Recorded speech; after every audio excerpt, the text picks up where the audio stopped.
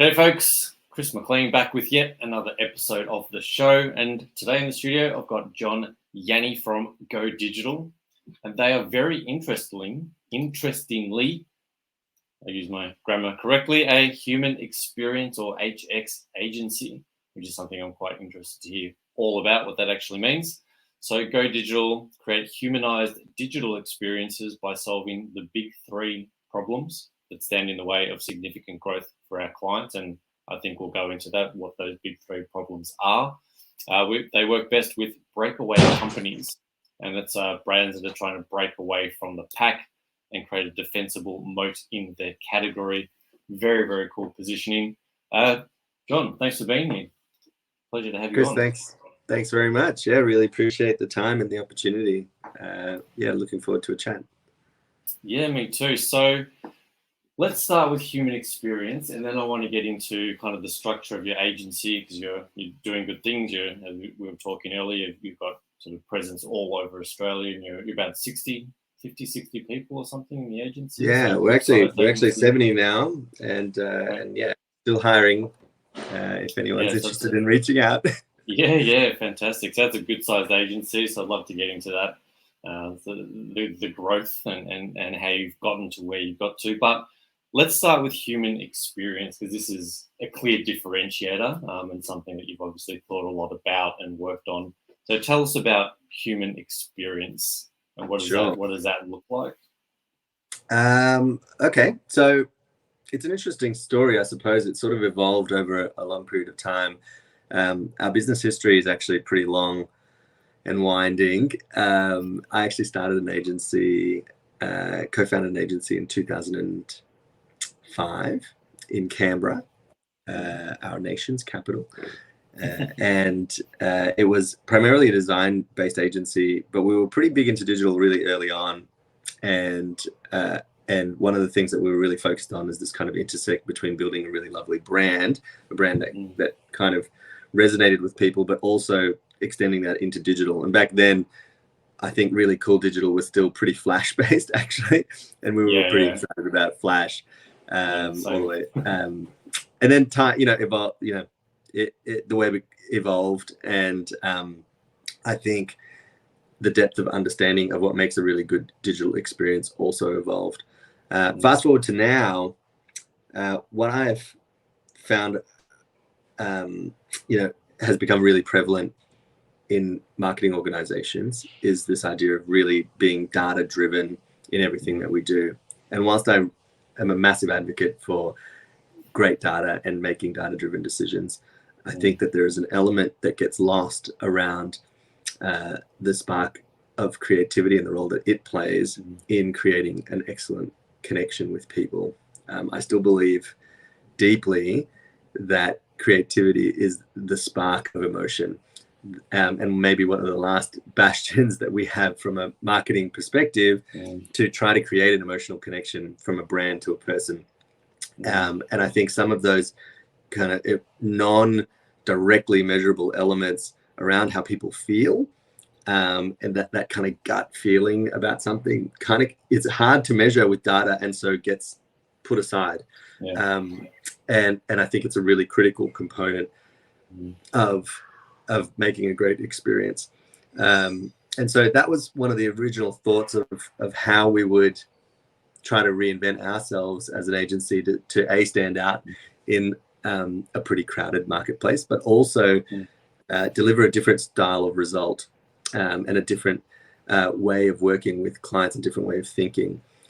So with that initial spark, we got to thinking about what else would make a really profound difference in creating a great experience. And we went down a bit of a rabbit hole of trying to research brands that I thought had done an amazing job of building a great experience. And we ended up studying sort of 200 to 300 brands in different categories and what made them a market leader in those categories. And it turns out in most cases, they had done a very, very good job of being, driven by human-centered design, making things for people, with people at the heart, and putting users at the center of everything. they had done a very good job of blending creativity into the experience, and that they had a really strong creative hook, and they were using data really effectively to make things happen, and to make decisions. And I think it was in the middle of those three things that we felt that is what HX is. It's at the intersect of those three things. And if you get it right, you actually can build really holistic, beautiful experiences. So the practice of HX is at the intersect of human-centered design, creativity, and data. And if you think about it, in between, when you have really beautiful creative and really, really good clean data without, stripped out all the noise and actually really found the insight, that's where media comes to life really well. And so you can make much better media decisions. In the center of human-centered design and creativity is, I think, where brand really comes to life. And in between human-centered design and that data piece is actually where technology really comes to life, and that's where you make really good technology decisions. So practicing HX sits at the heart of all of those things. Yeah, love it. Yeah, it's definitely something that, going back to, like, I founded my first agency 2002, so similar to you, and a lot of flash animation, like flash keyframe animation and all that kind of stuff. But obviously at the time, the entire world, the industry was not digital first. It was digital seventh, maybe, if you had totally. It was sort of an afterthought or an interesting anomaly, right? Yeah, exactly. So it was a lot of what an advertising agency was. I mean, digital agencies didn't exist, so it was Mad Men style, I guess. It was creative agencies, advertising agencies. So that creativity really led the decision-making process. And I've seen over that time, over 20 years, that as digital has become digital-led and more prevalent, it's eaten away a bit, as you were saying, it's eaten away a bit at that creativity aspect, or that kind of intangible, pure creativity gets eaten away a bit by, well, the data says this, so let's just do what the data says. Totally. Love what you're saying. So I think a lot of agencies and a lot of clients can miss out on that combination of genuine, emotional, intangible kind of creativity backed by some really good data that says, hey, the data says this is probably what's going to work. But then there's that, as you said, that spark, that creative spark, the gut says, well, I feel like this is going to work. So, let's combine both and get a better result. So, I think that's really interesting that you've identified that there has been that shift in sort of bringing back that classic creative ethos from the days of yore, from the 1400s or something. Yeah, and there's some decent science to back that's not just something nice to have, but actually a pretty significant differentiator in standing out and making a connection with people. As much as I wish that people were super rational thinkers and made really logical decisions based on weighing up pros and cons very carefully, the reality is that actually most of our decisions are made from the emotional center of our brains. We are deeply emotionally driven creatures. We make buying decisions based very heavily on emotion, actually. And so, yes, there's lots of data-driven ways that we can try to help people make a decision the way that we would like. But equally, we know that a great way to spark an emotional connection with people is via an excellent idea, an idea that captures your heart and your mind. And that lives very much in a creative domain. Yeah.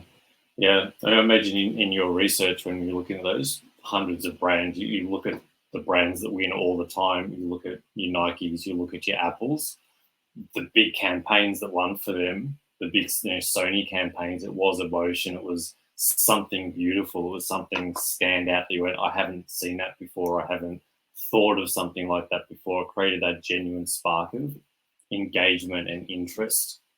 It wasn't necessarily there was data behind all of that stuff, but it was that the idea really led the execution. When you think back to like the original iPods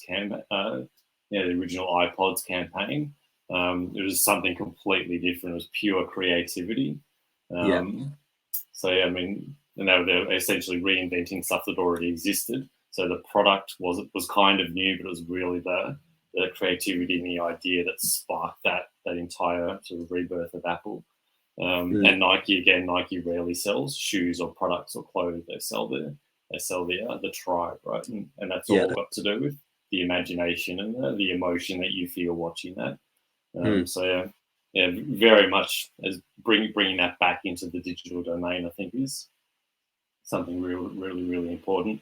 Reminds me of like a similar idea. We talk about like B2B a lot, like business to business, but it's sort of sort of shift like H2H, right? Human to human. As Exactly much as right. we're dealing with clients and businesses, particularly as agencies, we're selling, we're trying to engage, we're trying to enroll clients and businesses, but businesses are just groups of people. So at the end of the day, that you're dealing with humans, right? And same with it's easy to forget. It's easy to forget. And we have a saying in the business, we kind of constantly sign off with this idea of clicks are humans. And I think we can easily get lost when you're looking at these reports around time on site, cart abandonment, bounce rates. We're looking at percentages and numbers and data points. And sometimes it is very easy to disconnect this idea that in most cases, some of them are actually robots, but most of them are humans, and they are people who are trying to do something. That cart abandonment was a person who put some stuff in a cart and then for some reason or another decided, I'm not going to do it, right? They freaked out, they chickened out, or they rationally opted out. And we need to decipher much more deeply, I think, what the motivations were there. And I think just triggering on a pure data point is probably, can only get you so far. And we need to try to go a little bit further than that. So it's really important that we do understand the motivations that make people make decisions. And that is actually really understanding, the human motivations, not just looking at a spreadsheet. Yeah, look at behavioral psychology and emotion, right? How do people do things? Why do people do things? Absolutely. An interesting idea, though. How do you, as an agency, that sort of this is your ethos and this is what you're enrolling clients in this vision? The modern client can be very data driven, and they want the data. They want to see their ROAS increase. They want to see time on site. They want to see bounce rate reduce. So they want to see those metrics. How do you bridge that gap with the client when you're talking more about intangibles? How do you kind of sell that part of the dream or keep clients engaged? So we're looking at metrics here, but we're looking at some intangible metric. How did you measure that? Is that something that clients just sort of intuitively understand? How does that? How do you sort of wrap around that with clients? I think it's important to be upfront that it's not this or this type of methodology, but it's actually much more of an and, in the sense that data is a critical component of how we do what we do. And so we have a pretty in-depth data analysis process and a team that actually crunches the data and helps us make decisions and try to clear out what is a lot of noise in today's landscape in terms of data collection. We pick up a shitload of data actually. The key is which ones are the bits that actually help us make a better decision. But it's the data plus the human-centered design plus the creativity in between that makes the decisions. And when it comes to trying to measure emotion, the best way to do it is actually to talk to people, right? So I often will, the sweet spot here is trying to find the balance between what a business really wants and what a human being really wants. And often they're massively miles away. We'll talk to a business and we'll talk, often the briefing process is something like, we need to lift brand recall, we want to increase profit per unit, retention needs to be higher, we want to increase referral, we want our share of voice to be XYZ. There is no consumer anywhere, there's no person anywhere that buys from a brand that says any of those things. I don't think we're going shopping and going, geez, I wonder what their retention is like at Maya today. No one is talking about that. People are talking about, I want this to be really easy, I want to save a shitload of time, I hope that it's really good quality at a very good price. Can I trust that what I'm buying is good? Will I get support when I need it? And then will they leave me the hell alone the rest of the time? Like, that's what they're thinking. The sweet spot is somewhere in between those things, where we go, well, how do we increase profit per unit by making things easier, or making sure that our support service is really on call? So let's include a different channel that people actually are on, like SMS support, right? How good would it be to just be able to text someone and be like, hey, I've got an issue with my XYZ, and then that triggers a support request, rather than having to jump into a platform, logging in, creating an account, logging a ticket, then waiting to hear back. There's a lot of different things that would bridge that gap between what the business wants and what the person wants, and that is where we can really make an impact. And then when it comes to measurement, at the end of the day, you just need to talk to people, and it's funny and sad how often people don't really speak to their customers enough. I think it happens naturally in micro businesses every day. Your local cafe, if you go there regularly, they talk to you, they know your name, they eventually get to know what you like, and if you're not around for a while, they notice, right? In bigger businesses, as you scale, that connection becomes really difficult. You don't have those chats with thousands or millions of customers, and so you kind of stop doing it, or you stop doing it at a point where it's giving you really useful feedback. So we need to figure out ways to do that. One of the things that we've done in our agency is that we've built out a research business within the business, and we actually have a research panel with 100,000 users on the panel that we recruit regularly.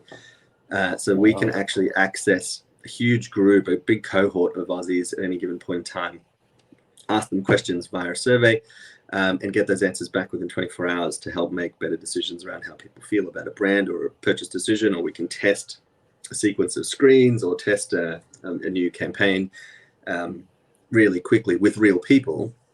That makes a big difference, because you want to be able to, you do want to be able to ask questions and talk to people, but also you want to be able to do that really quickly. It shouldn't be a hot mess trying to create a huge new program of trying to figure out how to reach out to customers. That should be really seamless and natural. You want to get back to those roots of like, I wish I could just go to a store and talk to a bunch of people, ask them some questions. Well, what's the fast way that a marketer can do that? And a research panel is probably one of those things. Incredible idea, and obviously that's something that you've built up over time, which just to segue into sort of you and the agency. You mentioned up front that how you started the agency and where you are now, obviously with 70 people across every major city in Australia. You also mentioned that you've sort of segmented out parts of the business now. So that research division, that's sort of one piece that's sort of come out of a need within your agency to get better data, get better feedback around this. Is that how other parts of the business have grown, and what does the structure of your agency look like these days?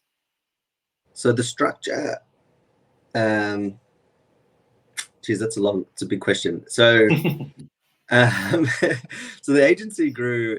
So I co-founded the business in Canberra in 2005, and we grew out within that city for a pretty long period of time. In business 2005 to 2012 under a pretty similar structure, or 2009 under a pretty similar structure, in terms of kind of being much more design centric with a little bit of digital focus.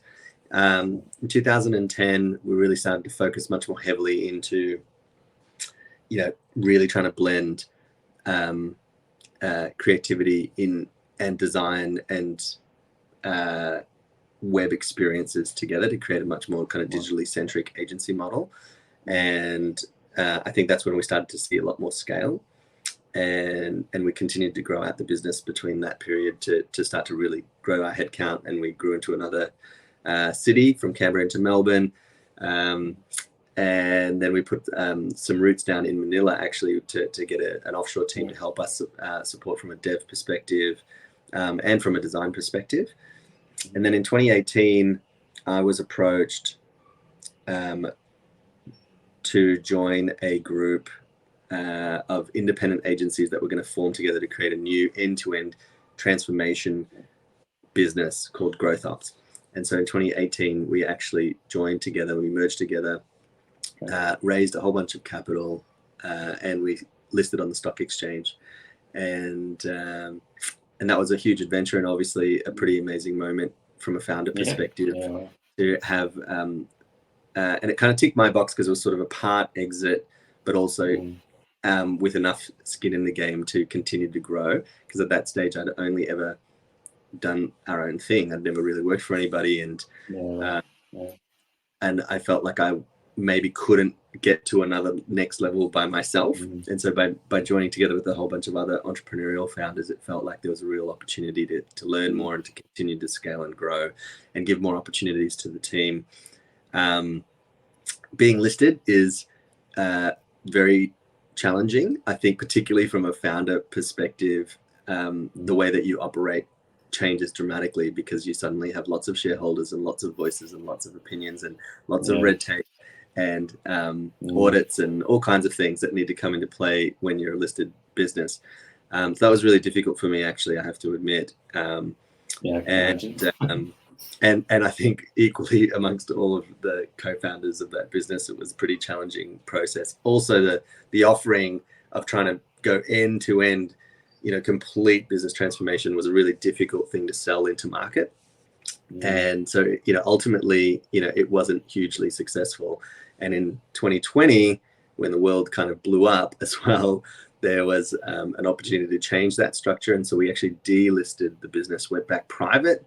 We also then kind of separated out the kind of merged mega agency model to more like a house of brands style model. And that's where GoDigital then came back to life. And I kind of stepped in to run the agency as an independent brand again. So that's probably the short version of that story. It was quite a journey. It was really interesting, but along the way, I learned so much and also helped sharpen, where I thought we had a real opportunity to stand out and grow. And that's where the HX model was born, through kind of that really difficult period, I think, of changing who we were and not having a sense of identity because it kind of got merged into this one bigger beast. So in a way, it was actually a real blessing, this kind of difficult period. In terms of the agency structure, the opportunity to kind of create a new brand and reposition ourselves also meant that we could restructure the business. And actually, you mentioned this idea of the big three problems. Part of that study that sort of sits at the heart of the agency's manifesto was trying to understand what made the big breakaway brands, the brands that really had created an exceptional digital experience, what made them stand out, and how did they kind of get there? I was trying to discover what made Amazon the big beast that it was, what made Google the big beast that it was, and even outside of the big American case studies that everybody can recognize, what were the big Australian success stories? What made them win in their space? What made Seek become the number one job market? What made car sales become the number one car brand, selling marketplace? And even more recently, what made Afterpay this kind of magic player in its market?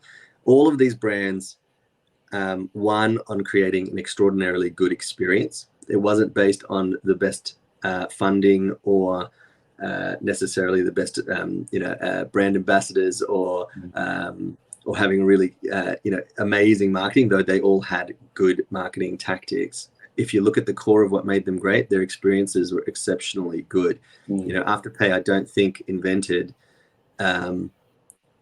anything new in terms of a credit product, but what they did do is make the experience of getting credit extraordinarily good. If you go and apply for a credit card with a bank, even till now, in many cases, it's still a wet ink signature on a piece of paper that you have to post in. But you and I could probably make an Afterpay account in about 5 minutes and receive almost as much credit. And that, I think, was a huge component of their success, was that their experience was brilliant.